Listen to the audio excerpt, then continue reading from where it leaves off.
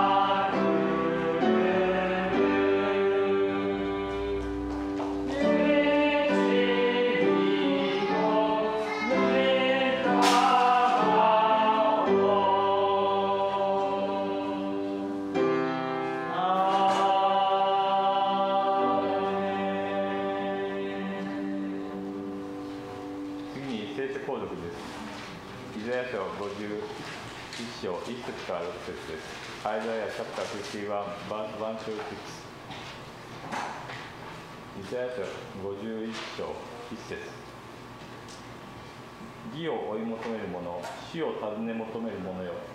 私に聞け、あなた方の切り出された岩、掘り出された穴を見よ。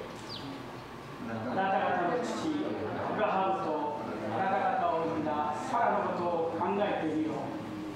私が彼一人を呼び出し、私が彼を祝福し、彼の子孫を増やしたこと。誠に主はシオンを慰め、そのすべての廃墟を慰めて、その荒野をエデンのようにし、その砂漠を主の園のようにする。そこには楽しみと喜び、感謝と歌声とがある。私に心を止め、私の首にを、私に耳を傾けよ。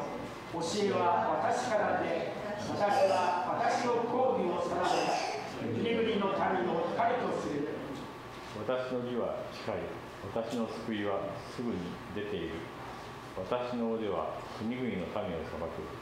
島々は私を待ち望み、私の腕により頼む。目を天に上げよ。また下の地を見よ。天は煙のように散りゆせ、地は衣のように古びて、その上に住む者は無のように死ぬ。しかし私の救いは古しえに続き、私の義はくじけないからだ。アーメン。お座りください。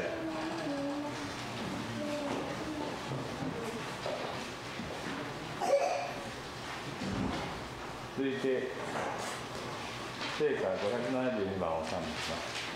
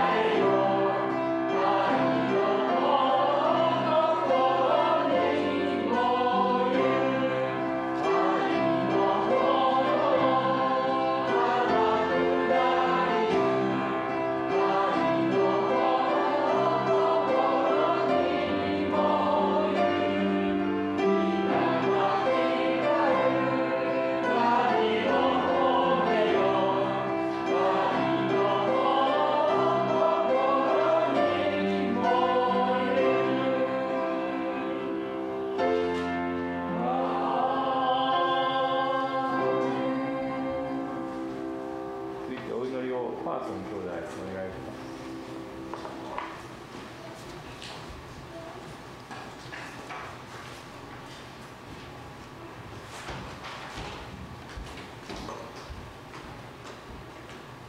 Tayo po ito manalangin. Ama namin nasa langit, tunay nga po Panginoon na kayo po'y mabuti. Tunay nga po kayo Panginoon na kayo Diyos na makapangyarihan sa lahat. Ang Diyos ni Abraham, Diyos ni Jacob. Salamat po Panginoon sa pagkakataong ito na kami po'y pinagtipon-tipon na. Wala man po Panginoon ang aming mga kasama rito, ngunit pinagkaisa niyo po kami Panginoon sa Espiritu. Salamat po Panginoon sa pagkakataong ito na kami po'y makaliig Panginoon sa inyong presensya. Panginoon, paunahan niyo po ang aming pastor. Itago niyo po siya Panginoon sa inyong pong likuran. Ang aming pong pastor na si Kenjo, si Pastor Louie, patuloy niyo sila Panginoon na punuin Panginoon ng kapangyarihan, ng kaalaman Panginoon. At tanging mga salita niyo lamang po Panginoon ang bumutawi Panginoon sa kanilang bibig. Gawin niyo po sila Panginoon na mababang-mababa Panginoon na kayo lamang ang itataas sa kanilang buhay. Maging Panginoon sa magta-translate Panginoon, si Ma'am Naomi, patuloy siya Panginoon na lukuban Panginoon ng iyong spirito. Patuloy siya Panginoon na punuin Panginoon ng kagalakan. Patuloy niya Panginoon na pagpalain Panginoon ang kanyang pamilya. Patuloy sila Panginoon na proteksyonan Panginoon sa anumang uri Panginoon na nanggawa ng kaaway. Maging Panginoon sa bawat leader Panginoon, sa mga katatayan, sa mga kananayan Panginoon. Patuloy kayo Panginoon ng manguna. Patuloy niyo silang itayo Panginoon. Maging Panginoon sa mga kabataan na patuloy namin ilalapit sa inyo, na patuloy silang palakasin Panginoon. Punuin sila ng kaalaman. At sa mga bata Panginoon, patuloy niyo sila Panginoon na protection ng Panginoon ng iyong pong mapagkalingang kamay. Maging Panginoon sa mga sanggol Panginoon at sa mga nagdadalang tao, patuloy sila Panginoon na gabayan o God. Salamat po Panginoon sa katagumpayan Panginoon ng gawain ito. Nilalapit din po namin Panginoon ang aming bayan Pilipinas Panginoon. Patuloy niyo Panginoon ituon ang inyong paningin sa aming bayan. Patuloy kayo Panginoon na magtayo sa aming mga leader Panginoon na kayo po ang kilalanin, maging sa aming mga pastor sa Pinas Panginoon, na kayo Panginoon ang kanilang itataas. Maging Panginoon sa bansang ito na aming pinagtatrabuhan. Patuloy niyo Panginoon pagpalain Panginoon ng bayang ito. Patuloy po namin Panginoon isinasamo sa inyo na magkaroon po Panginoon ng revival Panginoon sa bansang Japan Panginoon. Nang bawat hapon, Panginoon, ay kayo lamang po ang kikilalanin Diyos. Maraming salamat, Panginoon. Ganon din, Panginoon, na nilalapit, Panginoon, namin ang bansang Israel, Panginoon. Patuloy niyo, Panginoon, na kalingain ang bayang ito, na sinabi niyo, Panginoon, sa inyong mga salita, na sino mang Panginoon na magpala sa bayang ito, ay niyo pong pagpapalain. Patuloy din namin, Panginoon, na ilalapit sa inyo, Panginoon, ng aming mga kapatid, Panginoon, na dumaranas, Panginoon, ng anumang uri ng karamdaman, Panginoon. In this moment, Panginoon, by the blood of Jesus, Panginoon, dinideklara po namin, Panginoon, ng total healing, Panginoon, sa bawat isa. Na wala pong magagawa ang kaaway, Panginoon. In this moment, Panginoon, na tanging kapangyarihan niyo lamang, Panginoon, na mananaig sa kanila. In this moment, Panginoon, tatanggalin niyo po, Panginoon, anumang pong hirap, Panginoon. Anumang pong kalungkutan, Panginoon. Anumang pong worry, Panginoon. Dahil po, Panginoon, ay ginawa niyo na po kaming matagumpay, Panginoon. By stripe, Panginoon. Bawat lahat ay nananaig sa inyo, Panginoon, ay pinagaling niyo na kami, O God. Maraming pong salamat, Panginoon, sa katagumpayan ito, Panginoon. Hindi po kami lalabas sa church na ito. Hindi po matatapos ng church na ito na walang-wala lang, O God. Lalabas po kami na punong-puno, Panginoon, ng pagpapala. Punong-puno ng kapangyarihan. Na handa pong ihayag, Panginoon, ang inyong mga salita. Na handa pong ibahagi, Panginoon, ng inyong pag-ibig. Gamitin niyo po ang bawat sa O God. Gamitin niyo po kami, Panginoon, may pili, Panginoon, na mahayag, Panginoon, ng inyong kadakilaan. Na kayo lang may taas sa aming buhay. Maraming pong salamat. Sa inyo namin po ibinabalik ang lahat ng papuri at lahat ng pasasalamat sa tanging anak at sa tanging pangalan lamang po ng anak ng si Jesus. At lahat po tayo magsabi ng Amen.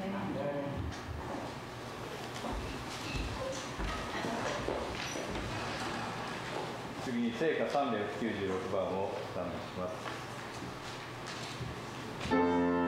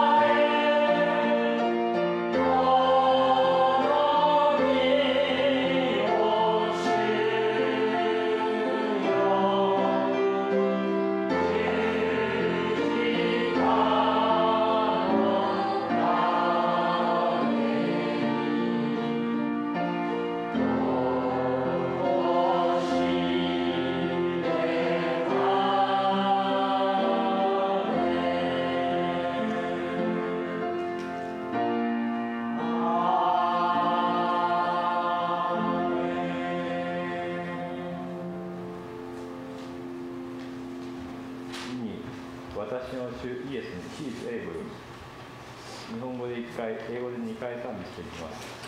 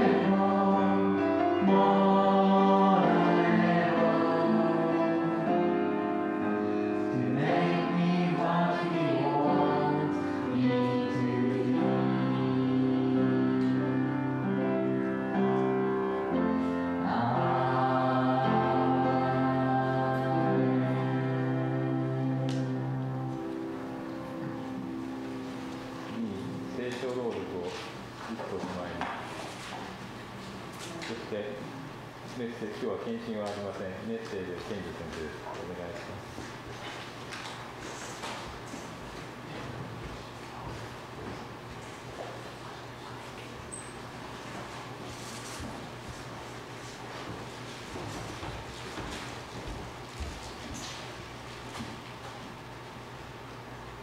今日の聖書の箇所は第2コリント1の1から3。聖書をお読みします。神の御心によるキリストイエスの使徒パウロおよび兄弟テモテからコリントにある神の教会、それにアカヤ全土にいるすべての生徒たちへ、私たちの父なる神、主イエスキリストから恵みと平安があなた方の上にありますように。私たちの主イエスキリストの父なる神、慈愛の父、すべての慰めの神が褒めたたえられますように。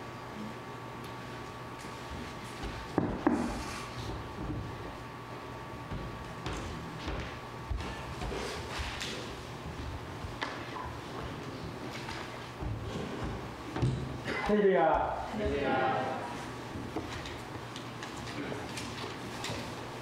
今日も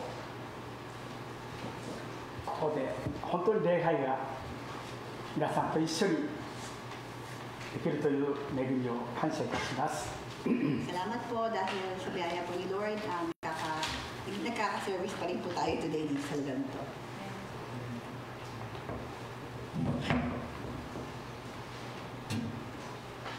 先ほど賛美したように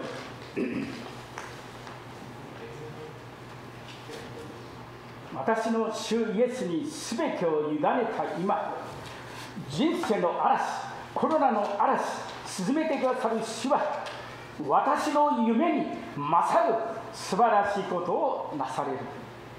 主の望まれるように私を変えてくださるということです。 Kaya nga po ng kanta nga po na He is able, no? He is able, more than able to accomplish what concerns me today. He is able, more than able to handle anything that comes my way. Ano man sitwasyon, kung corona man yan o ano man pagkakataon, Jesus can handle everything. 先週は水曜日とか木曜日とかまたいろんな朝のお祈り、夕方のこのイエス様との交わりの中で様がこの私にいろいろと教えてくださって、足らない私にイエス様が本当にこの教えてくださったということを心から感謝いたします。 So, salamat po dahil po sa isang linggong to, sa kanilang mga Bible studies, sa kanilang devotion, God taught so many things kay Pastor Kenjo daw. Kaya sobrang thankful siya sa bawat moment na merong tinuturo sa kanya at ginagaya ng ating Panginoon. 私たちクリスチャンが、私たちが、イエス様は私たちが本当に成熟したものとなって、忍耐が与えられて、知恵が与えられて、誘惑に負けない強さ、また失望から絶望から本当に立ち上がるという素晴らしいこのエネルギーを持つことができるような、そんなイエス様が望んでおられるんですね。 So, ang Panginoon po, no, hindi po siya nag-expect sa atin na kaya natin iba't ibang bagay na without Him. Ang in-expect niya, talagang kailangan lang natin tanggapin at hayaan natin siya ang maghari sa ating buhay. Dahil kapag siya ang gumawa sa ating buhay, kapag siya ang nag-work, nag-drive ng ating buhay, marami po tayong magagawa na hindi natin kayang gawin. Ultimo sa ating pag-uugali, sa ating mga nais sa buhay, na ating mga, yun nga, yung ating kalungkutan. Even for us, hindi natin kaya i-handle. Pero pag si God daw, pinaubayan natin, mabibigla po tayo, kaya pa natin i-handle at ng bagay sa biyaya niya. イエス様は本当に願っているんです。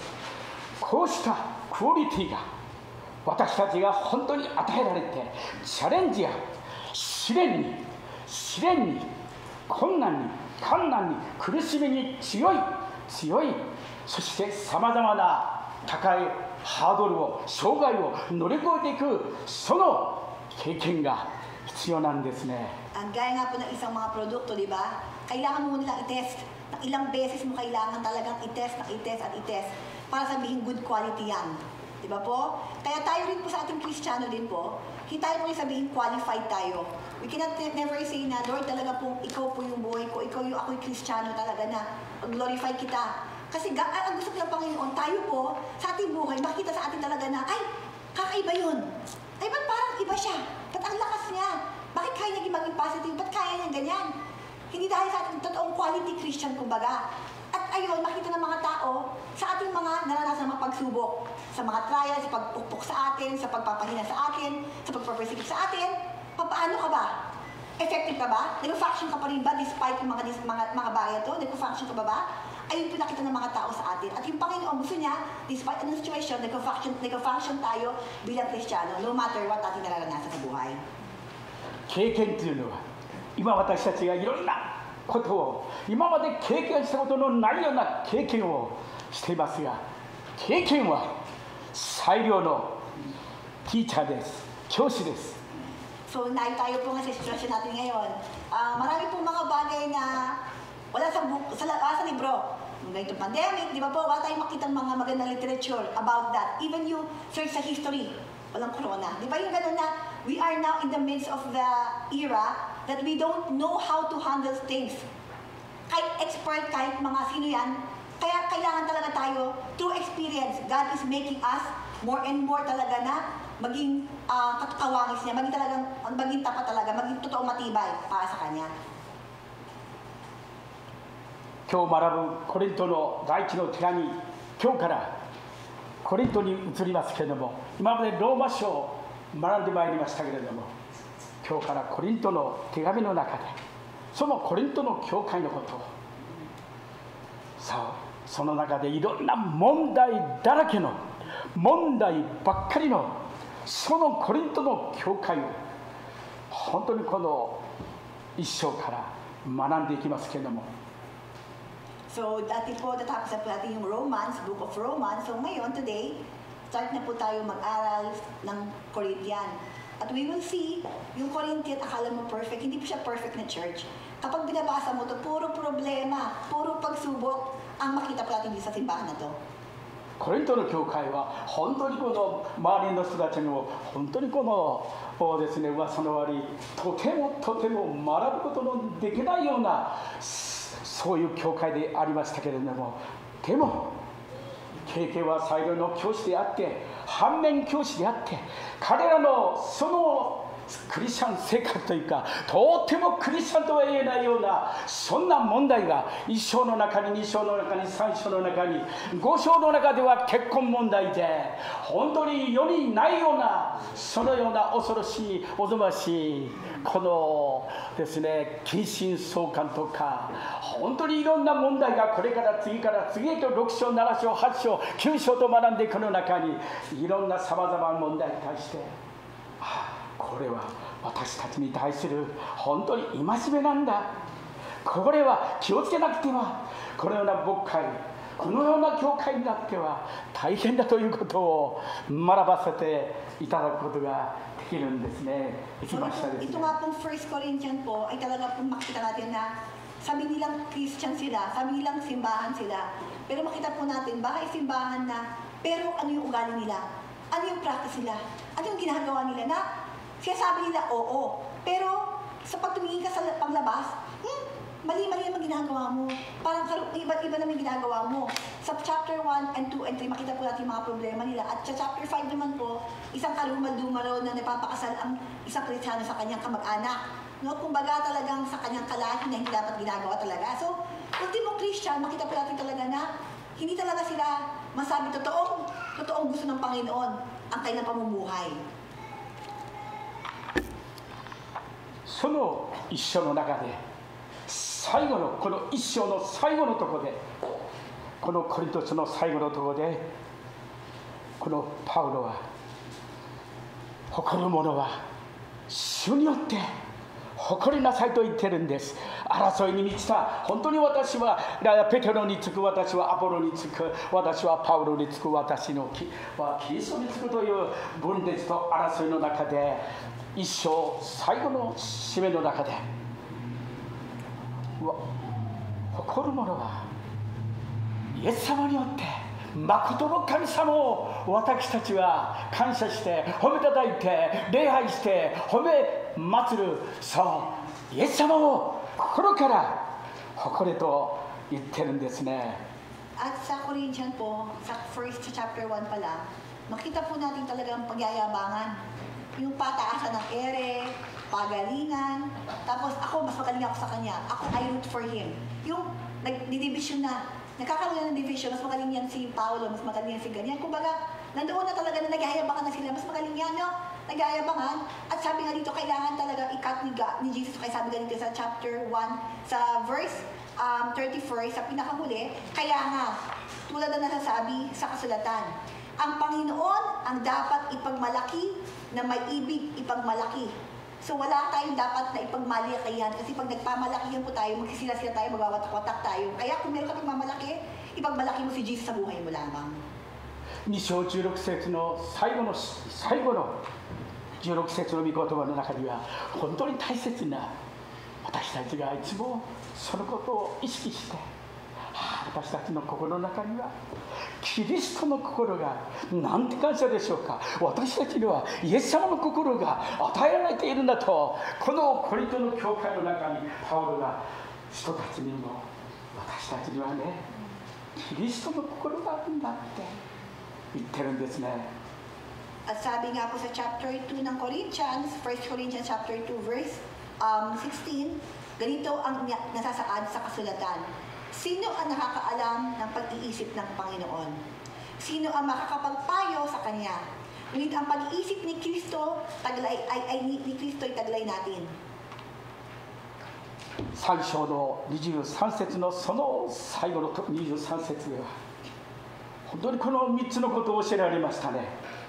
あなた方はキリストのものです。キリストは神のものですと言ってるんですね。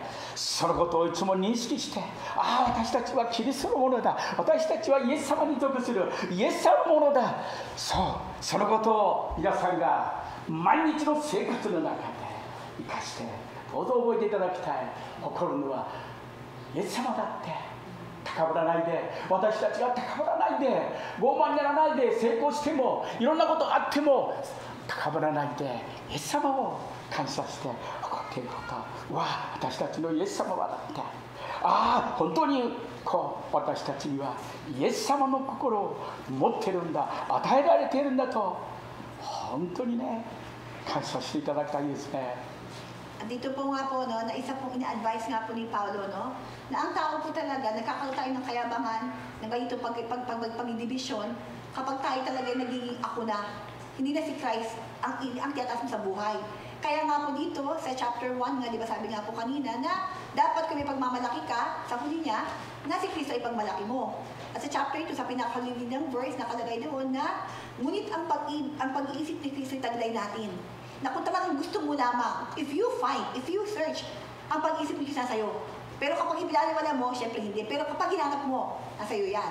At yung sa chapter 3, sa pinakahuli nga daw po, na nakalagay din po dito, nasabi nga po dito na, at kayo'y kay Kristo, at si Kristo'y namay sa Diyos. Kumbaga, kung sa ating buhay daw, na anumang sitwasyon, anumang pagsubok, hindi. Nasa akin si Kristo. Hindi. Akong si Lord Kristo ang bahala sa atin. Ako lang bahala, si Kristo naman nakakalam ng puso ko. Hindi ko na kailangan magyabang, hindi ko na kailangan makipagtaasan ng ere. Yung every time, kapag tataas mo lagi si Kristo at si Lord ang bahala, ako'y kay Kristo, lahat ng bagay ro nagiging smooth, nagiging mas maayos.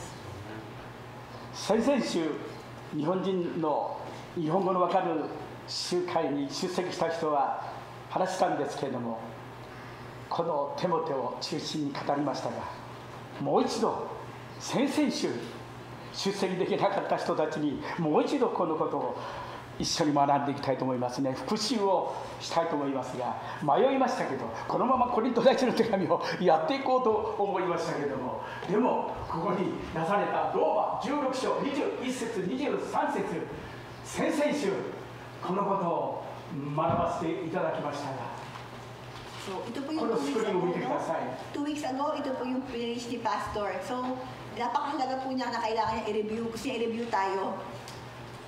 私の同労者テモテがあなた方によろしくと言っています。また私の同国人ルキオとイヤソンとこのソシパテロがよろしくと言ってますと言ってますね。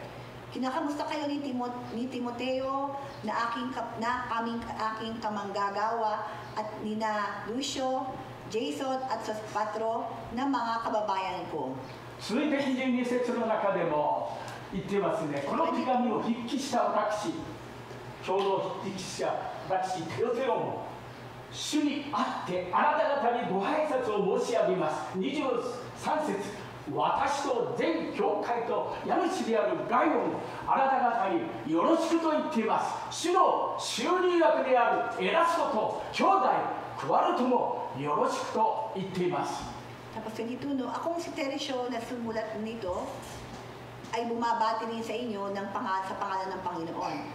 Roma chapter 16:23. Kinukumusta kayo ni Gayo na tinutuluyan ko. Sa bahay niya nagtitipon ang buong iglesia. Kinukumusta rin kayo ni Erasto na ingat yaman ng lungsod ng ating kapatid na si Cuarto. この手紙もですね、ローマ書の16章ずっと学んできましたけれども、どこから学んできたのかなって、この美代子さんにも聞きたかったんですが、また尾関君にも聞こうかと思って、このローマ書の一章は何月何日にこうですね、また来週語る時がありましたら語りたいですが、本当にローマの手紙16章最後の最後まで来ましたけど、この手紙の終わりに近づいてパウロは福音のために共に働く人、本当に共に生きる人、そういう人たちのことをですね、この手紙の中に加えているんですね。At dito no, sabi nga ni Pastor no, na kung makikita nyo, no, ang dami rin niya, kumbaga may mga tao siyang binanggit dito, na hindi niya pwedeng kalimutan, hindi niya pwedeng ignore na lang, hindi niya pwedeng sabihin na alaman nila, thankful ako sa kanila. Na dito raw, talagang intendedly talaga na ginawa niya dito, na intentionally ginawa niya na bagitin yung mga tao na to na walang iwanan. Yung mga tao talaga to na naging tapat sa Panginoon, naging tao talagang devoted talaga. Ito yung binanggit daw ni Paulo. Kailangan niya bagutin. テモテを一人同労者として、宣教チームとしてですね、パウロの宣教チームとして8人の同労者がここに出ています。そう、パウロは共に働く人たちのこの同労者の感謝と、本当にこの決して単独では、自分一人ではこの働きはできないとパウロは思っていましたね。Dito po ganung tao po yung binabanggit niya, na sabi natin, di ba, ang galing ni Paulo. Napakatapang niya, napakatapat niya, ang galing, arami niya nagawa, na-achieve. Pero, hindi po siya nagayabang na ako to. Kaya dito po nandoon pa rin yung 8 tao. Talagang, without itong mga tao talaga ito naging bahagi, na kung wala rin sila, wala akong nagawa. Yung ganun po yung intensyon na kailangan niya talaga, nabanggitin yung mga tao to. パウロはたくさんの賜物を使徒であって、宣教師であって、教師であって、いろんな賜物が与えられていましたけれども、決して単独で働くことはしたって、決してワンマンな人ではなかった。どうぞ皆さん、私たちも家庭で、学校で、どこでも会社でも、どこでも私たちはワンマンでいけないということを教えられます。So, ultimo si Paulo, kung ability ang pag-uusapan, yung talino, di ba alam po natin talaga na talino siya, ability yung pag-uusapan, yung diskarte niya, yung galing niya, yung talent niya, hindi mo pwedeng sukatan. Kumbaga, sabihin mo na, kaya na mag-isa yan. No? Pero, siya mismo hindi niya titinan na magaling siya. Kahit siya napakagaling sa ating paningin sa kanya, inaamin niya, at talagang humbly, he is saying, na-appreciate niya yung mga taong ito na naging bahagi ng kanyang ministeryo na tinulungan siya para magampanan ang kalooban ng Panginoon sa kanyang buhay niya. このところでテモテが虚弱体質で胃が悪くて、そして本当に繊細で若くて繊細で、大きなローマの第3の町と言われるエペソの教会の大きな教会を任されて、虚弱体質なこの繊細な彼が本当にこの同労者の筆頭に選ばれて、その大きな教会を任されて、パウロのこのですね、パウロ2世と言われるぐらい彼の後継者となった、そんな弱い彼が、人間的には弱い彼が、パウロがとても素晴らしいところを目に留めて彼を選んだんですね。 Para po si Paulo, nung pinili niya si Timoteo, na kung sa tao lang, medyo duwag daw, medyo mahina ang katawan, medyo tahimik lang. Ito po hindi mo mapapansin. Ganito rin si Timothy, kung tutuusin, sa mata ng tao. Pero, pinili pa rin siya ni Paulo para i-handle yung the 3rd largest church, na yung Ephesians. So siya yung napili ni Paulo bilang mag-handle nito. So, 21節で、最初の21節のところで、私の同労者テモテがあなた方によろしくと言っています。 Alam niyo po yung dito yung ka-level mo, na hindi siya sabi alipin ko o mas bata sa akin, hindi. Na kahit ganun yung sitwasyon, pero nandoon na, kinakamusta kayo ng Timoteo na aking kamanggagawa. テモテとは尊敬するというこの意味が尊敬する神を崇めるという意味を持っているそうです。The name of Timothy has the meaning na praising your God and humble. And respect daw pala, respect. そのことが16章、使徒行伝の16章に出ていますけれども、なんと新約聖書の中には24回もテモテ、テモテ、テモテは素晴らしい、テモテはこんな良いところがあるんだと、本当にこのですね、言ってるんですよね。Kaya nga sabi niya, kung sa tao lang titingnan, hindi siya para purihin ng ganon. Hindi siya para talagang bigyan ng ganong praise. Pero daw sa New Testament, maraming beses mo makikita, 24 times pa sabi ni Pastor, na makita mo, si Timothy, you did a great job, he was wonderful. Yung mga ganung praise daw, nandoon na nakikita mo sa new book, no? New Testimony. パウロがテサロニケの教会とピリピの教会とは本当にこの困っている時に貧しい困窮している時に物のやりとしてまだ霊的な祝福の素晴らしいこの交わりの中にあったそのピリピの手紙の中でこのピリピの手紙の中でパウロはこの手元には純粋な信仰がおばあちゃんこのロイスと母ユニキによって与えられている彼のうちにもおばあちゃんのその純粋な信仰がこのお母さんのこの信仰が宿っているんdaと純粋な信仰が宿っていると言ってるんですね。Tapos sa Philippians, so nakalagay rin po yung verse doon nakalagay na makikita mo sa buhay mismo ni Timoteo na nandoon, nag-uugnay, yung alam yung lumalabas, yung purong pananampalataya niya na nakuha niya sa kanyang nanay at lola. Yung purong pananampalataya. 純粋な信仰とは偽りのない信仰です。偽装のない信仰です。見せかけのない上辺の信仰ではありません。Ito yung tunay na pananampalataya, ibig sabihin na gusto mo makita ka ng tao na may pananampalataya ka. Hindi po ganon. Ang tunay na pananampalataya, sinasabi, ang puro ay wala kang iniisip, kundi yung Panginoon lang. Wala kang minamahal na kahit sinong tao. Ang minamahal mo lang yung Panginoon at kasi yung puro ka. Totoo yun ang puro na pananampalataya. So, 第二テモテの1章6節の中にこのそこに書かれているところですよね。Second Timothy po. 第二テモテの1章6節というところにこんな御言葉が書かれていますね。First Timothy chapter 1 verse 6.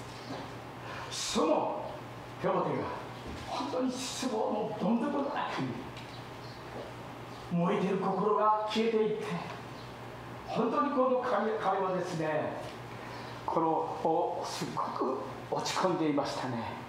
今日皆さんの中に落ち込んでいる人はいますか？ Dito raw po kasi itong Timoteo na itong sulat na to, binibigay niya kay Timoteo galing kay Paulo na lugmok, na malungkot na sitwasyon ni Timoteo na parang tayo ngayon. Baka po dito daw meron taong parang malungkot, parang medyo nanghina. Baka isa po dito nakaka-relate din po. パウロは個人的にテモテに送った手紙、牧会書簡とも言われているんですけれども、パウロの遺言書とも言われている、絶筆書とも言われている、この最後の手紙で、個人的に、この弱い、精神的に弱い彼にね、本当に愛と思いやりを持って、このですね、テモテを戒め、励まし、それをしていたんですね。Kaya po itong Timothy, sabi nga na pinahandle ni Paulo kay Timothy yung talaga parang hina o parang takutin yung isang third na largest na church. At ngayon, dahil nasa time na yon, hindi po easy mag-handle. Maraming time parang nanunugmok siya, nangihina siya. Pero ito nga po itong Timoteo daw po, parang sinasabi nga raw po na ito po ay book Kay Timothy as a person na mahina, at sa Timothy na bilang titray, bilang pastor, bilang totoong mag-work para sa Panginoon. Kaya yung mga pastor daw, they look at this verse daw whenever they feel na parang hindi nila kaya mag-go on kaya na ministry. So ito nga po yung binabanggit rin po. Ganun din po yung nakalagay dito at makakarinig din po tayo dito. 私はあなたに注意したいです。私の安心を持ってあなたのうちに与えられた神の賜物ギフトを再び燃え立たせなさいと言ってるんですね。 And with love, syempre, and compassion, sabi dito ni Paulo na dahil dito, ipinaalala ko sa iyo na maging masigasig ka sa pagtupad sa tungkuling tinanggap mo sa Diyos.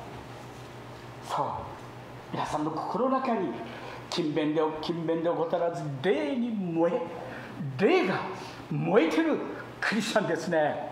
働き人ですね。こういう働きは大切なんですね。 Kasi po napakahalaga po na hindi po yung pagiging Kristiyano ay talagang wala mag-church ka lang, wala lang. Hindi.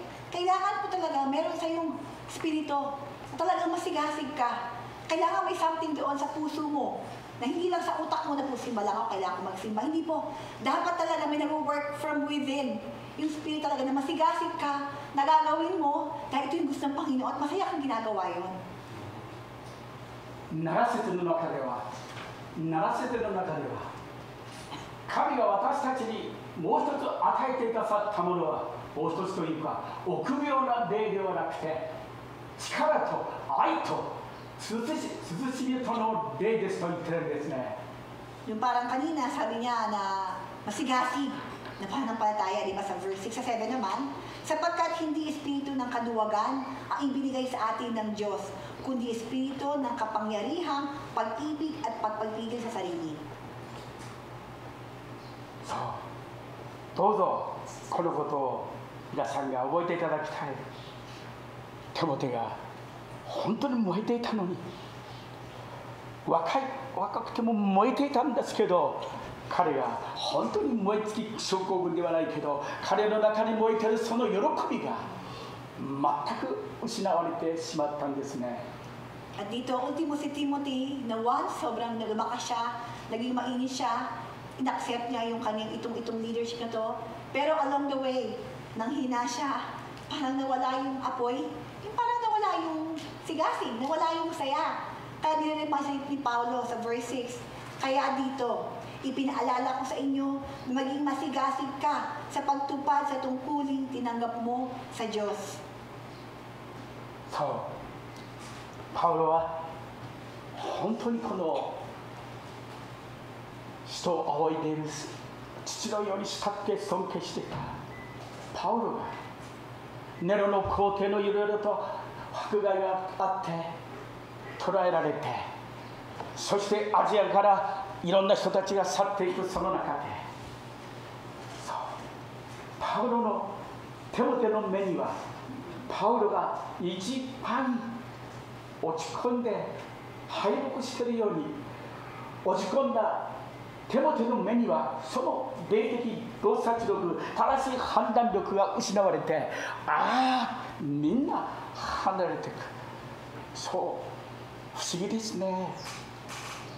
パウロを見て囚人であるということを恥ずかしくなったっていうんです。 At dito, no, kaya nga po kailangan i-remind ni Paulo kay Timothy na wag siya dapat talaga natitingin sa mga problema. Dahil actually, kaya nga po, may mga reason naman. Hindi naman talaga biglang nawalan ng sipag o nawalan ng talaga ng tapang si Timothy. Siyempre po, along the way, may mga persecution ni Nero, may mga taong, mga manampalataya biglang lumayo. So talagang along the way, yung parang, yung puso mo, yung panampalataya mo talaga, parang sinusubukan na parang wala ka ng gana, wala ka ng saya mag-go on. Pero sabi pa rin ito ni Paulo, kaya nga sabi nga ni Paulo, hindi ka tumingin sa problema, hindi ka tumingin sa sitwasyon. Tumitingin si Paulo doon sa mata at sa puso ni Timothy na kahit ikaw tinan mo, hindi sa problema ka titingin, nakatingin si Paulo doon sa attitude mo ngayon. Ayaw mo na mag-go on, wala ka ng lakas, wala ka ng sigla, wala ka ng saya. Diba? Yung, doon ang problema. Hindi na problema yung problema nakita mo. Ang problema, ikaw ngayon. Dahil sa sitwasyon na meron ka. ずいぶん昔は5年か6年前フィリピンに帰られたジミー兄弟とそのですね、ゴールドさんとかこのオベットさんとかこのレーガンとかギルバートとか本当にいろんな人たちと7人8人ぐらいので私の車に定員オーバーでそして食堂行ってこの40分もですね渋滞で店の中が渋滞で待たされた時もジミー兄弟は自分のところに食事が早く来たのにですねじっと待って。皆さんもお食べに行っていいですよと彼はじっと待っていて本当にそしてね、大勢の周りにこのお客さんがいたけれどもジミー兄弟はイエス様って感謝しますと言って普通日本人なら一人一人各自で祈りましょうなんて言ってね恥ずかしくて言うんですがジミー兄弟は本当にみんなの来るの最後の人の食事が来るのを待っていてうどんですよスープですよ冷めたらまずいですよでも彼はじっと聖書が書いてあり本当にこの忍耐して待ってねセガワというレストランでね本当にこう教えられます。 Naalala ni Pastor Kenjo, actually when it comes to talagang totoong faithful na tagapasunod kay Lord, di ba? Si Jimmy, kahit sa memory ni Pastor Kenji, totoo siya. Dahil marami siya nakita pag-uugali sa mga talagang testimony sa pag-uugali. Nakita daw yan na totoo dahil daw nung tumulong sila Gold, sila Rega, no? Yun, yun, sila Gilbert daw, tumulong daw kay Pastor Kenjo na maglinis, tapos kumain daw kayo sa udong. Tapos sa udong daw 40 minutes daw sila pinag-abang. 40 minutes sila pinag-abang. Tapos si Jimmy, at dumarating, sige sila na, pinapauna raw. At yung hanggang huli, dapat kung Japanese daw, ayaw na mag-pray. Sige, kanya-kaya na kayong pray ha, kasi mahihiya. O kaya, kanya-kaya tayong kain na, kasi dumating na. Kaya sabi ni Jimmy, abangan pa raw lahat. Tapos after daw yun, Lord, salamat po sa pagkain. Na wala raw siya inisip sa ibang tao, kundi doon siya nakafocus kay God. Na natuwa yung mga tao, natuwa yung Panginoon, na nag-pray siya. Kaya hindi raw makalimutan ni Pastor Kenjo yung araw na yun.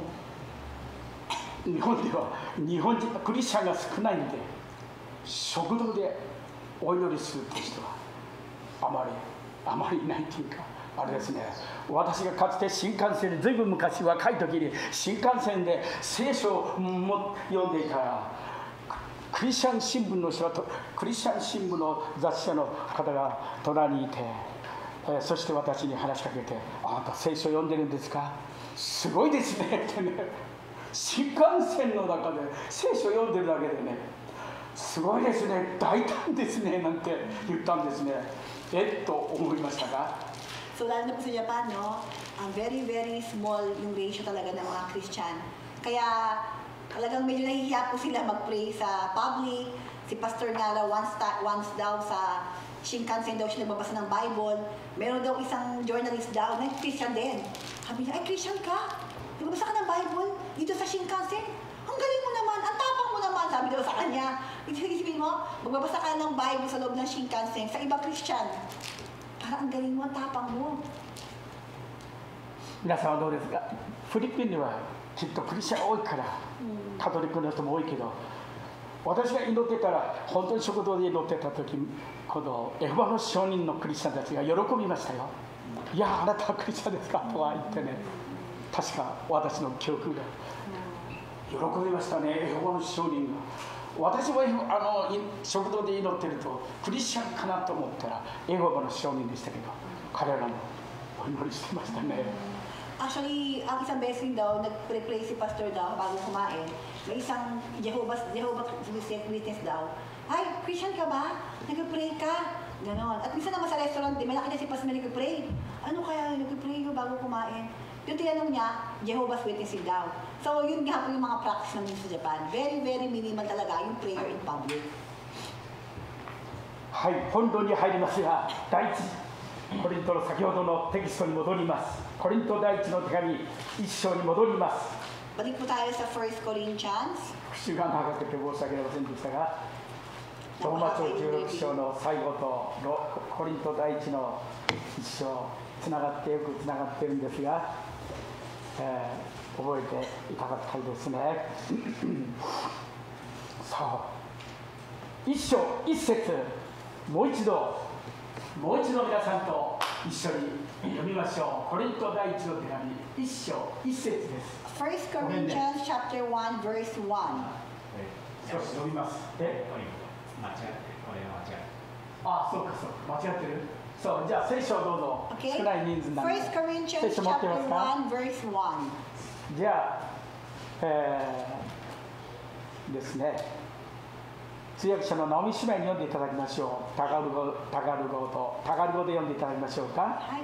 Mula kay Pablo na hinirang ng Diyos upang maging apostol ni Kristo Jesus at mula sa ating kapatid na Timoteo, sa iglesia sa Corinto at sa mga hinirang ng Diyos na nasa buong Akaya. そう、イエス様が私に教えてくださったことは、神の御心によってキリストイエスの使徒として召されたパウロと兄弟ソステネからという御言葉、神の御心によってキリストイエスの使徒と召されたと。そう、私たちが神様の御心によって私は牧師になった、私はこれになったと、そういうクリスチャンにイエス様にこの告白、パウロのように告白していただきたいですね。Dito rin po, no, nakarason po ni Pablo dito na mula kay Pablo na hinirang ng Diyos upang maging apostol ni Kristo Jesus. No? Dito, inaamin niya na hindi dahil magaling ako, hindi dahil gusto ko. Ang Panginoon ang may gusto na maging apostol ako. At ito'y kanyang kalooban. パウロのように御心に従って御心のゆえにこのですね、人となった人もいれば、また御心に反して信仰生活をこのですね、この肉によって歩んでいる方たちが多いと思いますね。自分の思いでそういう方が多いと思いますよね。Dito no, very clear na mag-ingat din po tayo na dapat po tayo sa ating mga ministry, sa ating ginagawa, hindi dahil gusto mo lang. So dito raw, pinakamahalaga na dahil inalaw ka ng Panginoon, nagawa mo yung ministry na yan. Dahil sa biyahe ng Panginoon, nariyan ka na ngayon. Pero hindi dahil sa lakas mo, sa galing mo, sa profession mo, nakukuha mo yung mga bagay na yan, yung ministry na binibigay sa ating Panginoon. Dapat lagi daw na ating ginagawa mula sa bigay sa inyo ng Panginoon. Mula sa inyo sa inyo ng Panginoon. ダビデはこの昨日与えられた、昨日朝与えられて、わあ感謝だと、あそうだアーメンだと思ったダビデは、我が神よ、私はあなたの御心を行うことを喜ぶとしますって。悪いとこたくさんありましたが、このダビデにはこんな良いところが、神よ、私の主よ、私はあなたの御心に従います。御心を喜んでいると彼は言ったんですね。Na ultimo si David, no? Sabi nga po si David, hindi po siya perfect. Di ba makita nyo yung buhay niya na talagang marami rin siyang sablay, marami sa buhay. Pero ang maganda po kay David daw, when God spoke to him, when God talked to him daw, the following day, right after that time moment daw, Lord, salamat, gagawin ko to, I'll be happy to do your will. Na hindi niya tumingin sa kanyang mga kakulangan, sa kanyang kadumihan, sa kanyang kapalpakan. Kundi once God talked to him and asked him to do something, he was so willing and happy to do that. 神の御心によってキリストイエスの使徒パウロはただ神の御心によって使徒となったことをはっきりと宣言していますね。Kaya nga parang dito sa 1 Corinthians, sabi ni Pablo na mula kay Pablo na hinirang ng Diyos upang maging apostol. So baga, si Lord po ang may pumili sa akin, hindi sa abilidad ko, hindi sa galing ko, kundi si Lord ang nag-allow na maging apostol ako. 自分で勝手に志願したんではなくて、自分が人とされたのはどこまでも人間から出たことではなく、人間から出たことでなく、人から言われたんでもなく、人間の手を通したんでもなく、自分の才能能力でもないことを言ってるんですね。 So dito po, no, very clear sinasabi na hindi dahil sa galing ko, hindi dahil sa taong yan, hindi dahil sa skwelang yan, kundi dahil lang sa lahat inalaw yan, nag-orchestrate lahat yan ang ating Panginoon. コリントの教会の人たちは本当にこの関わっていたんですかね。本当に優秀な人たちだけをこのなんてことを言ってますが、その一緒の中には愚かな能力のある人っていうか、知恵のあるものを、賢いものを恥ずかしめるために、そうかえって能力のない人たちを、愚かなものを神様が選んでくださったと言ってるんですね。 At dito nga po sa Corinthian, para pong mundo ngayon, kung sino meron mataas na edukasyon, kung sino mas mataas na background yung sa pamilya, sila yung mga pinipili na para magsilbi. No? Parang sila yung tinatawag na dahil kanyang background mo, ay pinag-aralan mo. No? Pero dito, nire-remind po ni Paulo na hindi, ang mga ganong pag-iisip ay reason at cause ng pagwawatak-watak. Kundi kaya kami nire-remind niya, hindi dapat magyayabang ka sa background mo, sa edukasyon mo. Magyabang ka dahil kung si Lord, kung ang Panginoon nag-ipagyabang mo lang sa buhay mo. イエス様を、イエス・キリストを死者の中からよみがえらせた父なる神様によったということを、神の御心によって人となったということを、そう言ったんですね。 Kasi po, ayun ang pinakamahalagang attitude na hahayaan mo lahat ng glory, ibabalik mo sa Panginoon. Ibig sabihin, pag sabi mo yon, dalang-alang dahil sa Panginoon lamang. No? Ibig sabihin nga po yun na lalo bang mag-work yung Panginoon sa buhay mo. どうぞ私たちも神様の身旨、神様のご計画として召されたことを確信して、ああ、イエス様がこのことをって、そう、いろんなことも、ああ、イエス様の身旨、イエス様の御心、イエス様のご計画なんだ。自分の願いではなく、自分の強い思いではなく、自分の意志ではなく、自分の希望ではなくて、神様の御心、神の計画。そう、だからパウロは、ああ、私がこうなったのは神様の恵みだって言ってるんですね。 Kaya isa pa dito na makita natin isang humble attitude ni Paulo na hindi sinasabi dahil ganito yung background ko, ganito yung galing ko, ako ay naging apostol. Hindi. Very clear sa kanya. Dahil lamang sa biyaya ng Panginoon. Sabi nga po dito na, inuulit nga po ni Pastor na hinirang ako ng Diyos upang maging apostol. Meron kita ba yung kanyang humble attitude? すみません。イエス様のゲッセマノの園で、この私の願いではなく、御心の通りにしてくださいと祈られましたね、ゲッセマノの園。 Kahit po sa Gethsemane, di ba, si Jesus Christ, may tao siya, may human siya na parang ayaw niya gawin, ayaw niyang mamatay. Pero nandoon din na yung pagkatao, pero nandoon yung talagang strong will. Na you have to decide din. Na parang si Jesus Christ, he had to decide. At sabi niya, Lord, hindi yung kalooban ko, naway yung kalooban mo pa rin. Di ba? それが良いミニストリーの秘訣です。信仰生活の皆さん、秘訣ですよ。成功ですよ。 Kaya lahat po sa ating pang-araw-araw, it won't naturally just come na magaling ka na pala, nag-serve ka na. Hindi. Along the way, you have to decide na struggle talaga po tayo na, pero Lord, hindi yung kalooban mo ngayong araw na pabubuhay ako. Hindi sa kalooban ko, sa nais ko ngayong gawin o isipin. But Lord, naway magawa yung kalooban mo sa buhay ko. Ayun po yung sikreto ng taong makita mo na matagumpay na Kristiyano. 自分のしたいことをする、やりたいことをする、そういう本当にイエス様の御心っていうものを求める人たちが、私は御心を行うことを喜びとしますという、この詩篇の昨日読んだ40編の中には、御心を行うことの喜びが、御心を行うことの素晴らしさが、このダビデが本当に自分の経験を通してっているんですね。 Para pong si David din, no? Di ba? Kung makita natin, isa rin po siya napili ng Panginoon. Pero very clear po, maging at kanyang attitude daw. Hindi siya go with the flow. Na feel ko ngayon, feel ko lang ganitong gawin ko buong araw. Feel ko lang ganyan, feel ko lang hindi magtrabaho, feel ko lang. Hindi po tayo pwede mabuhay lang sa feel ko lang. Hindi tayo pwede mabuhay lang sa ganyan lang kasi yung buhay. Hindi pwede ganon. Sabi nga po dito, kahit po si Paulo, kahit si David, they chose to do the right way. They have decided to follow yung gawin ni Lord. So, bagay sabihin po, hindi po pang araw-araw na naturally, natutulungan ka, gawin mo yan. Hindi. Ikaw mismo dapat may part ka, kahit 1% lang.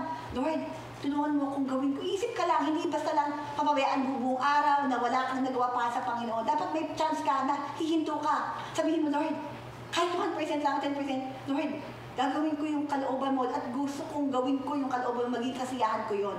At hayaan mo yung Panginoon. それではもう一度スクリーンを見てください。18章5節です。18章5節。18 po, chapter 18, verse 5.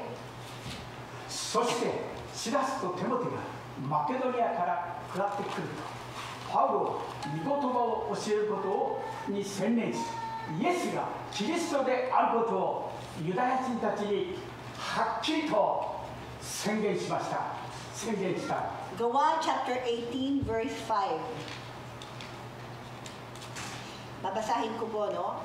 Nang dumating sina Silas at Timoteo mula sa Macedonia, iniukol na ni Pablo ang buo niyang panahon sa pangangaral, no? Sa pangangaral at pagpapatotoo sa mga Hudyo na si Jesus ang Kristo.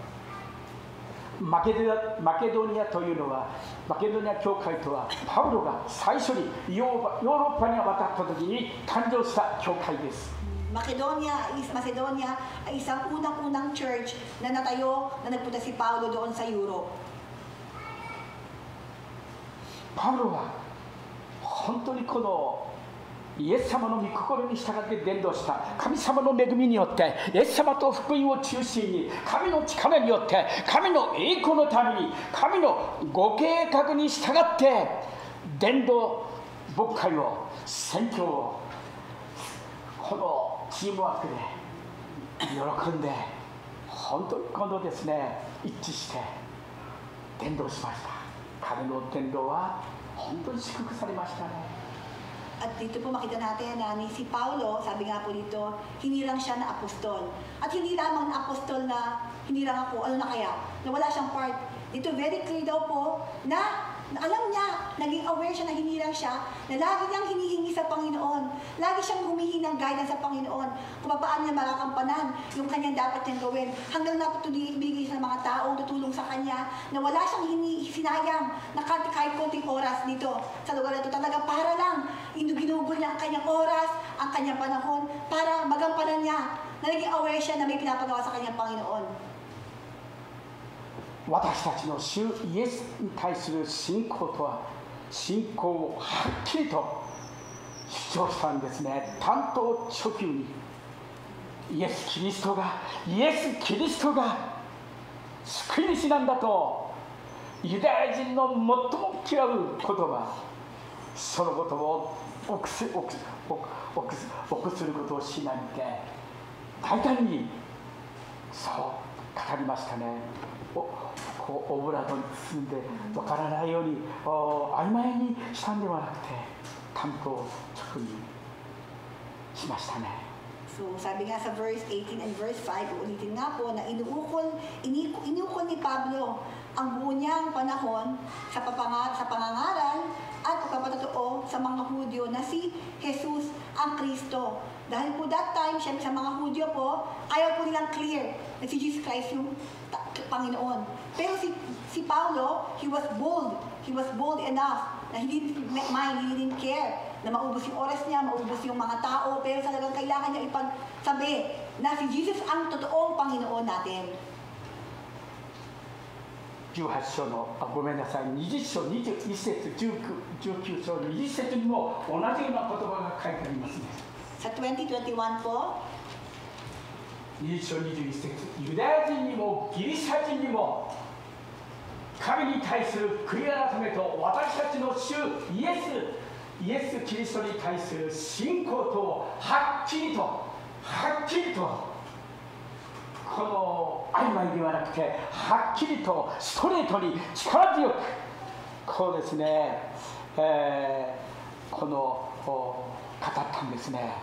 At sa Gawa chapter 20 verse 21, ipinangaral ko maging sa mga Hudyo at sa mga Griego na dapat nilang talikdaan ang kanilang kasalanan at manumbalik sa Diyos at mananalig sa ating Panginoong Hesukristo.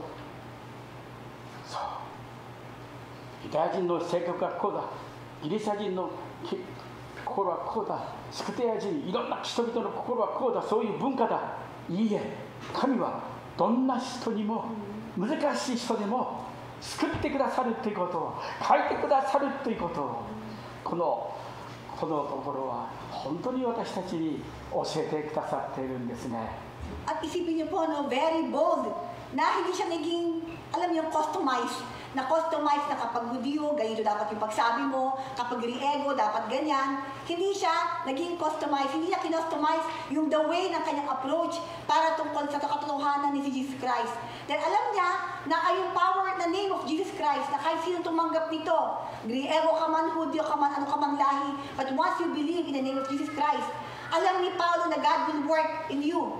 Automatically, doon mismo mag-work ang Panginoon. Kaya hindi niya ini-accept, hindi niya minayin yung anong background ng mga tao. Kundi sabi lang niya sa lahat ng mga tao na ang totoong Panginoon ay ang Hesukristo lamang. そうですね。伝道は福音を曲げることでもなく、神に対する悔い改めと主イエス様に対する信仰をはっきり伝えることなんです。Kasi ang totoo pong ating ministry bilang Kristiyano, hindi po para tayo magpa-cute-cute lamang, na para magbait-baitan lamang. Ang totoong Kristiyano na ministry ang kailangan po ating gawin ay makita ng mga tao na may buhay ng Panginoon, na kailangan pwede silang tulungan, mahal na mahal sila, na yung mga tao to na dapat nilang malaman na ang hindi po yung anuman mga ibang tulong, kundi ang Panginoon lamang ang pwede sa kanilang maglinis, anumang kanilang kadumihan, ang Panginoon ang pwede sa kanilang magpatawad, at ang Panginoon ang pwede sa kanilang magbigay ng buhay na walang hanggan, at lahat ng pakaparaan at kalakasan na sa Panginoon. Kaya straightforward po yung pagmagtulong po si Paulo, straightforward, tanggapin mo si Jesus Christ. 18章のその御言葉の中に不思議な、そうですね、7節、18章7節の中に書いてありますが、そしてそこを去って神を敬う、もうちょっとあれですね、テオテオ、ユストという人の家に行った。その家は街道の隣であった。不思議ですね。パウロは追い出されましたけど、街道の隣にユストという人がおって、テトスではないかとか、このテキコでもないんですが、本当にその家に行って、その家は街道の隣であって、不思議ですね。神様はどんな方い、そう街道管理者といえばユダヤ教のそのパウロをですね、追い出したリーダーであった。その隣に家を借りてバイブルスタディをした時に、街道管理者クリスポはイエス様を信じた。クリスポだけが信じたんではなくて、一家を挙げて主を信じたんです。また多くのコリント人も聞いてバプテスマを受けたんですね。Dito po, no, nakaka-amaze, no? Basahin ko lang po, no? Si Crispus, the synagogue leader, and his entire household believed in the Lord. And many of the Corinthians who heard Paul believed and were baptized. すごいことだなと思いましたが、そう、一節のテキストの最初の一節、兄弟、そしてねかなとこう共同にこう語っている中で、この方もソステネも街道管理者だったんですね。Ultimo nga raw si Sostena raw po na talaga po na parang imposible, na parang maniwala. That time, ay ultimo siya dahil nga sa straightforward na walang nakatingin, hindi nakatingin si Paulo sa anumang magiging reaction, basta nakatingin sa Panginoon na ito yung kailangan ko sabihin sa mga taong to, God made so many people believe in Him. 街道管理者クリスポは一家を挙げて主を信じたと。クリスポの街道管理者、クリスチャンになったから彼も街道管理者を見て、また次のこのソステネ、そうソステネが彼を信じたんですよ。彼はね、こうパウロが迫害されるの代わりにですね、このソステネがこう迫害を受けて、そのソステネがですね、イエス様を信じたんですね。すごいことですね。 Tapos kung basahin niyo po no, sa gawa po, no, sinunggapan nila si Sostenes, ang tagapamahala ng sinagoga, at binugbog sa labas ng hukuman. Ngunit hindi ito pinansin sa galyon.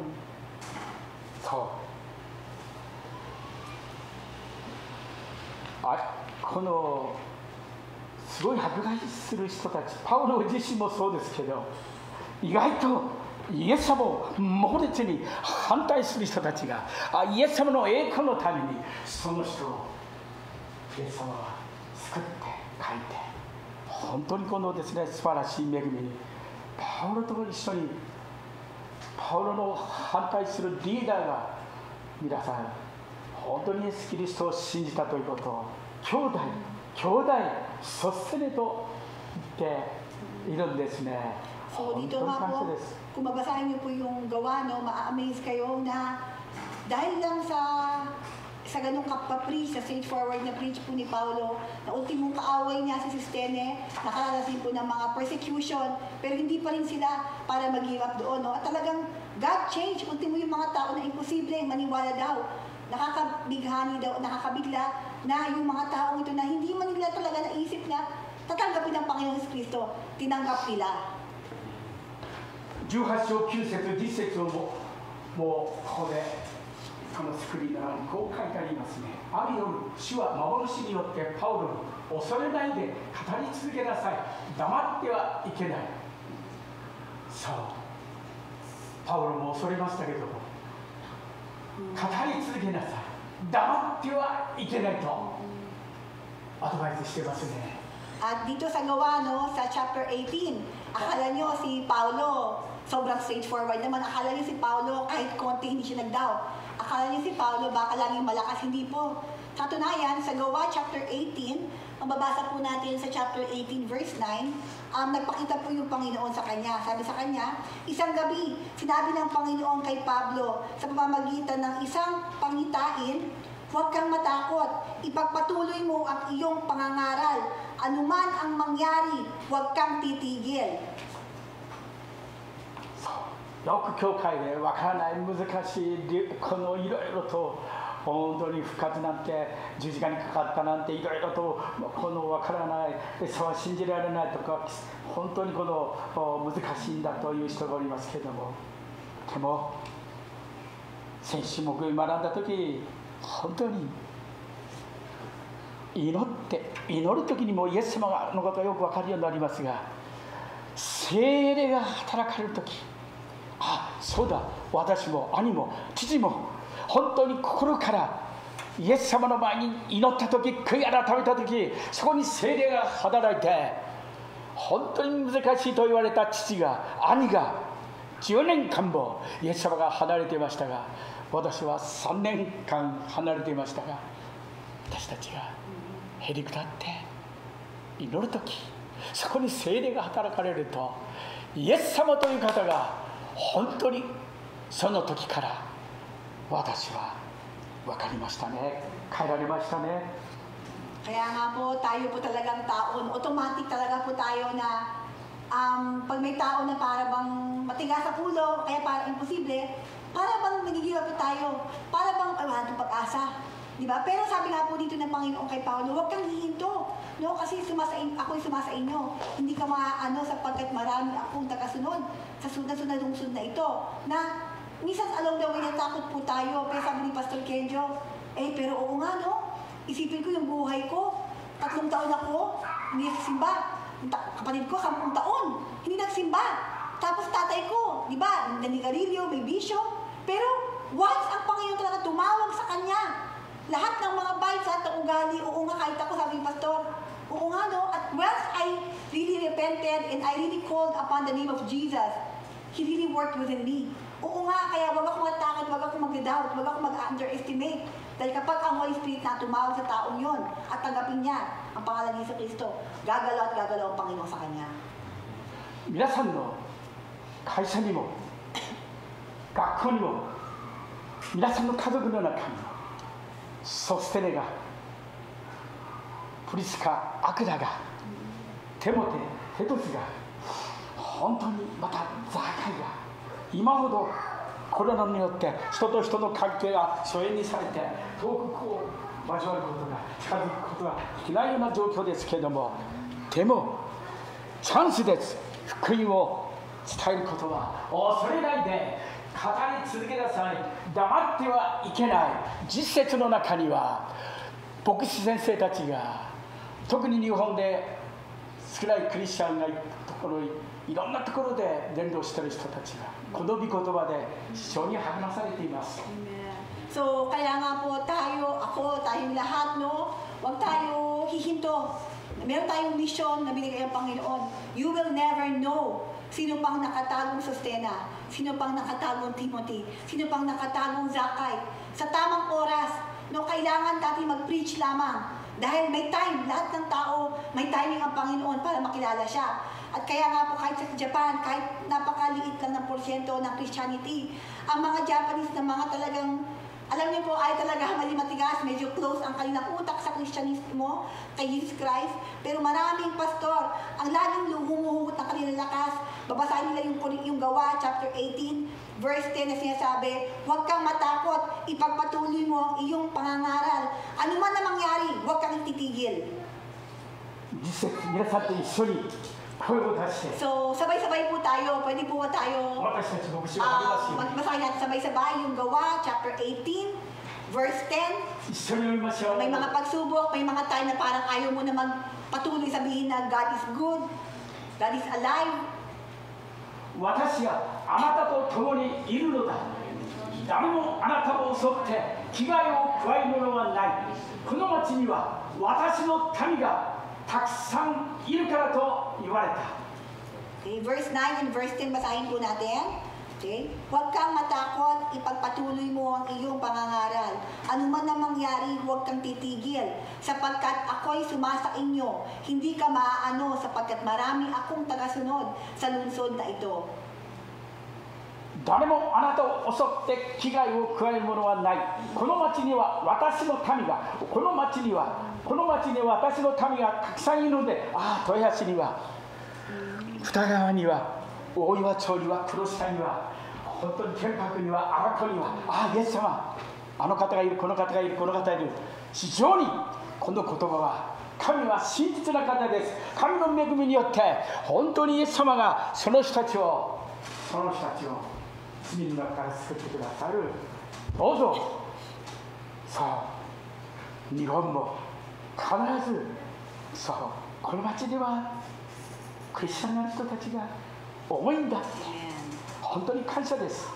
Kaya nga po, tayo rin po, no? Huwag tayong hihinto, huwag mo i-underestimate dahil ang Panginoon nagsabi, hindi mo makita sa mukha, sa mata mo, hindi mo maramdaman na sila'y Kristiyano, magiging Kristiyano. Pero kapag tinuloy mo raw ang mission mo, na merong gagamitin ka ng Panginoon para ihayag sa taong yun na may Panginoon sa Kristo tanggapin po niya, no? Maka-amaze ka na ito pala yung tukoy ng Panginoon na hindi ka maano sapagkat marami akong tagasunod sa lungsod na ito.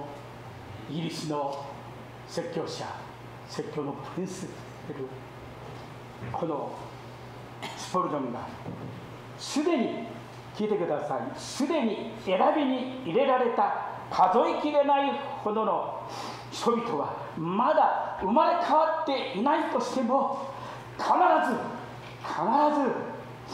生まれ変わるように定められていると言っています。 Sabi nga ni Paul John na very powerful at very talaga aggressive na talaga po siyang Christian na pastor talaga na nagsasabi, nag-spread ng good news na ito. Sabi niya, huwag kang manghina, huwag kang mag-underestimate. Marami pang tao na tinawag ayon sa kalooban ng Panginoon. Pero ngayon, hindi pa sila binabago, hindi pa nila nakikilala. Pero kailangan kang gamitin, kailangan ako gamitin ng Panginoon para ma-reach yung mga tao yun na tinawag ng Panginoon. Talagang ayon sa Panginoon at sa Panginoon sila. 最後ですけれども、補足として人の働きの中で先ほど読んだ特説の中でパウロが責任が私にはないと、人々のためには、ユダヤ人のためには、同国人のためには、両方人のためには私は呪われてもいいという、本当に私は心が痛いというほど魂を、ユダヤ人たちを、ギリシャ人たちを、違法人たちを愛しているこのパウロが責任がないというぐらい、彼は本当に使命を、務めを全うしましたね。 At sa Acts po, no, mabibigla tayo na makita po natin as we read the Acts daw, na makikita mo talaga na ano bang ginawa ng mga tao to. At sobrang talaga na awang-awa si Paulo na itong mga tao to hindi pa kilala yung Panginoon. Sobrang silang ligaw, sobrang silang mahina, sobrang silang malungkot, sobrang silang, kumbaga, sobrang na lang, gano'n na lang po yung burden na binigay ng Panginoon na kay Paulo na sabi niya, kahit sumpain na lang ako, basta yung mga taong tumakila sa Panginoon. Yung gano'n, to the point na gano'n, yung kanyang reaction talaga na alang-alang sa mga tao na sana makilaan nila na may tumakil Panginoon.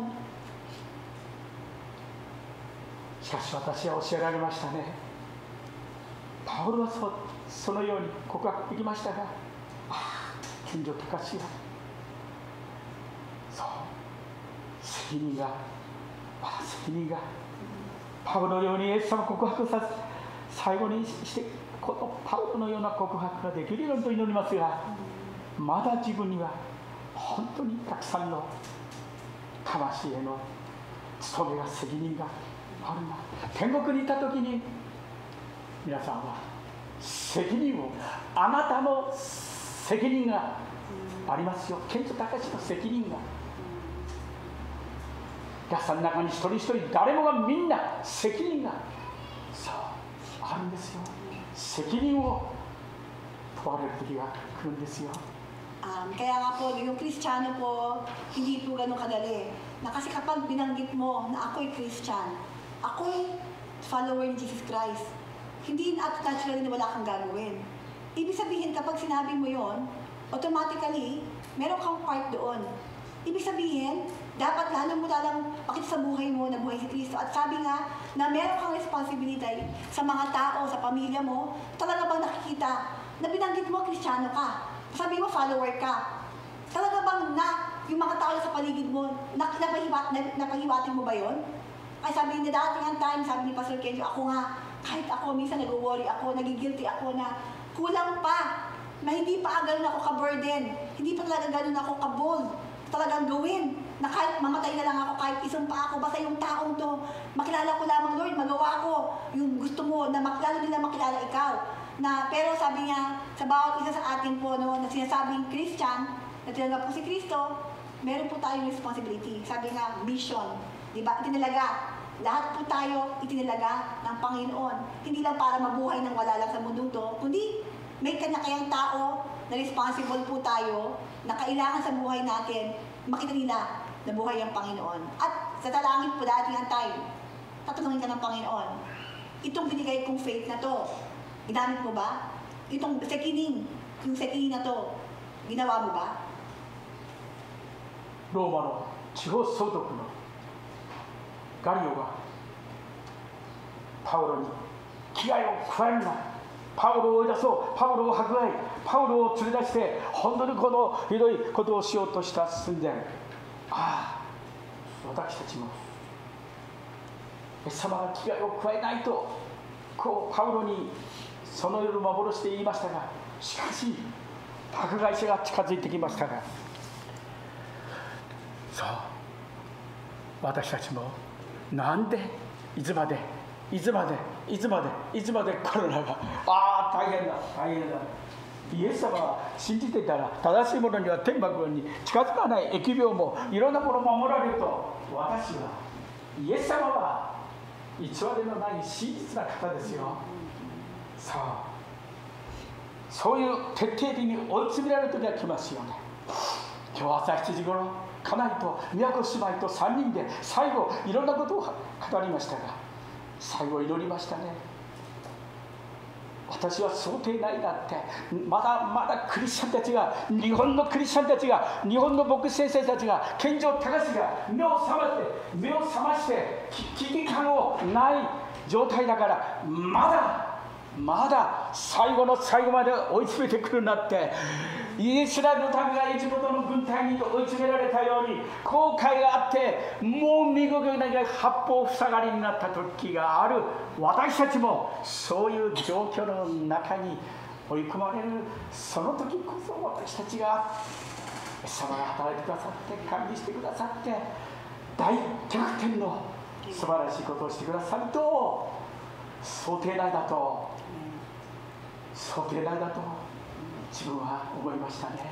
Para pong si Paulo, no? Sabi dito ng Panginoon, huwag kang matakot, huwag kang titigil.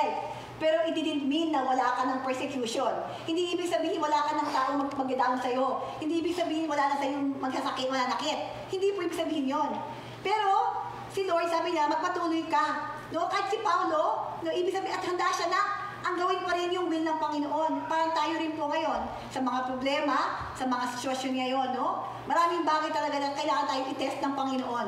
Kailangan, sabi nga kanina, diba? Kailangan sabihin na quality ka ba? Talaga bang good quality ka ba na totoong Kristiyano? O ganitong pagsubok, bibigay ka na. Ganitong pagsubok, ay, hindi na totoo ang Panginoon. Sabi niya, magwala sa kanyang latay na nabahid kami, ba't kami nagkaroon ganito? No? But you should never question God. Kasi lahat ng mga bagay, kung inaalaw niya, may maganda siyang plano sa atin dahil siya'y tapat ng Panginoon. Hindi ibig sabihin na dito kay persecution, di ba? Kay Paulo sa lahat ng tao, may persecution, pero hindi na mga persecution na sakit sa kanila, nakulong siya. Hindi ibig sabihin, hindi sila matagumpay.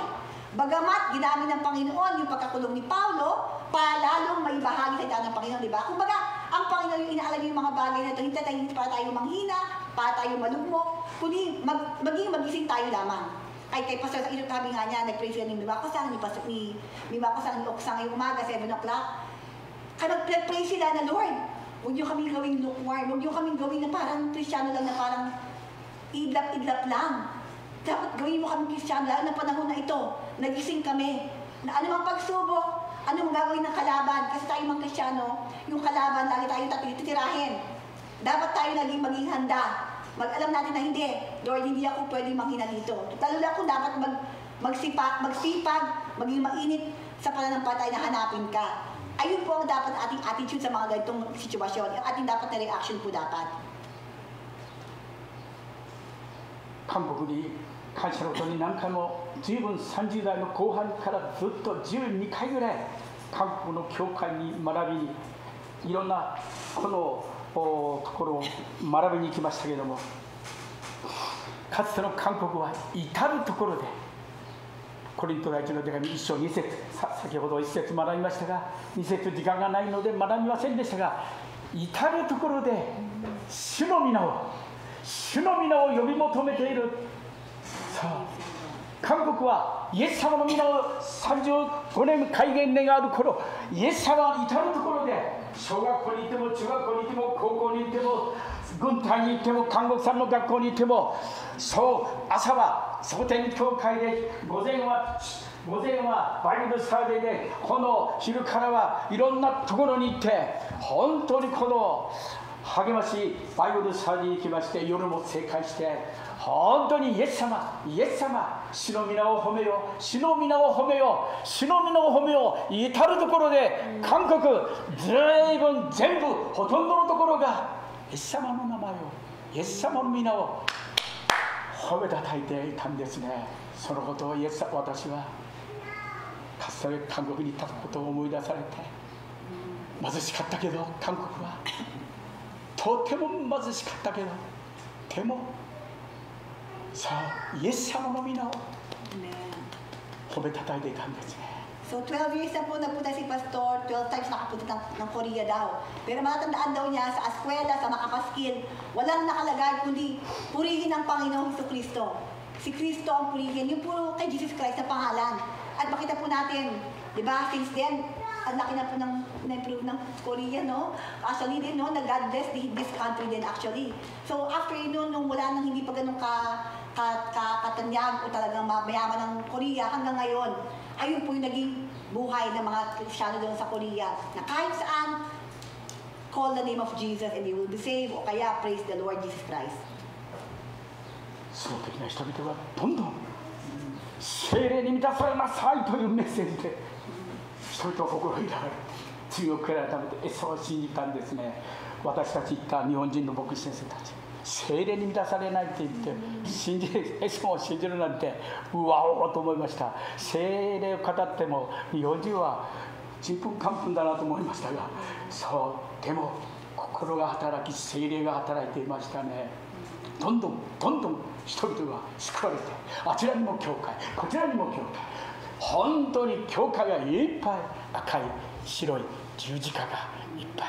イエス様は素晴らしい聖霊の働きを私に恵みによって見せてくださった。いや、日本もそうなります。すいません。So darating po yung time, no, na tayo rin po, no, first, hindi po tayo basta tao lang na buhay. Dapat po bilang Kristiyano, yung Holy Spirit ang nasa atin. Holy Spirit ang nag-drive ng buhay natin. Hindi yung ugali mo, yung background mo, kundi Holy Spirit dapat ang mag-lead sa atin.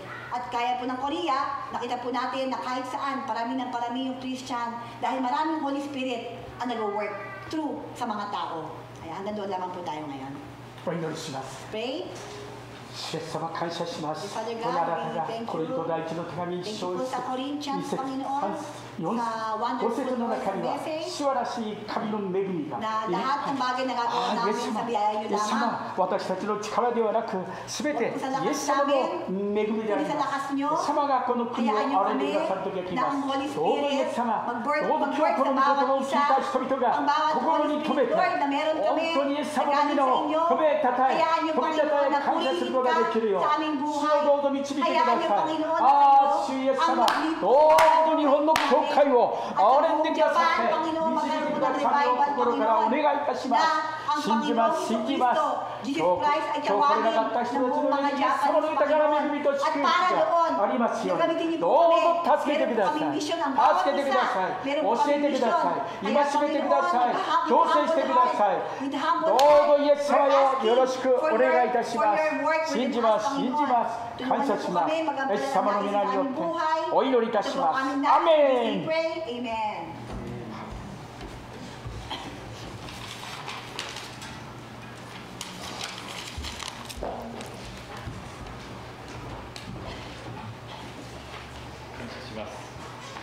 かつての韓国も本当にリバイバルのようにこの日本も熱心に悔い改めして救われる方が浄化されていることを描きながら祈り続けていきたいです。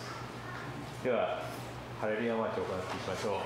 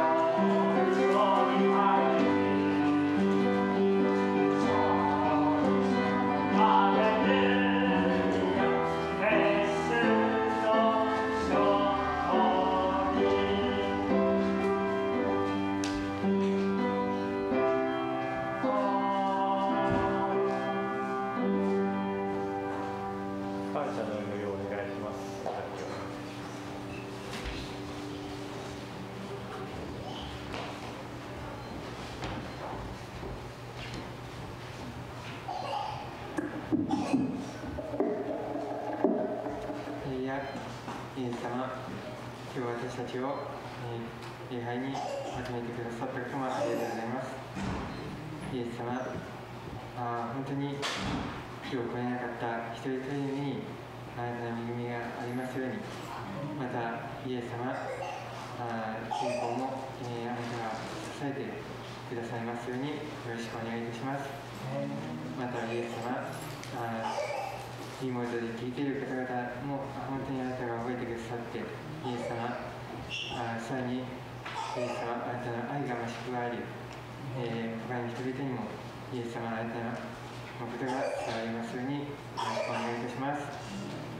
イエス様、また本当に、こうして与えられた捧げ物も、感謝します。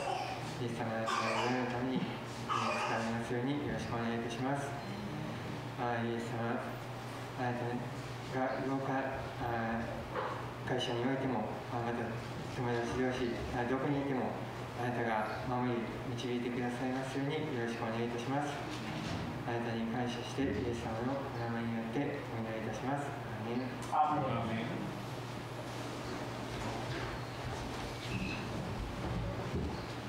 お立ちください。唱詠を賛美します。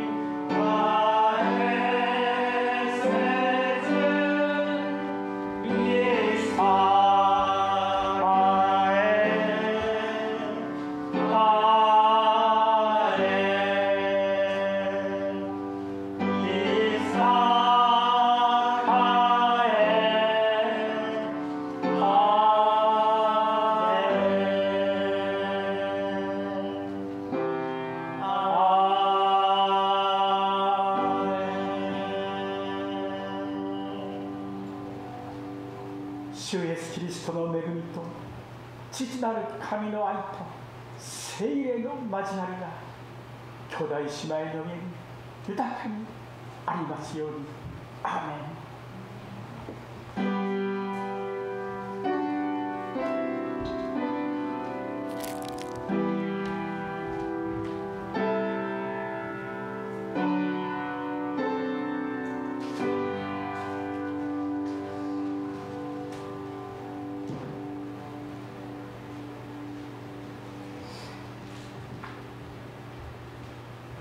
お座りください。以上をもちまして礼拝のプログラムを終了します。お知らせにはですね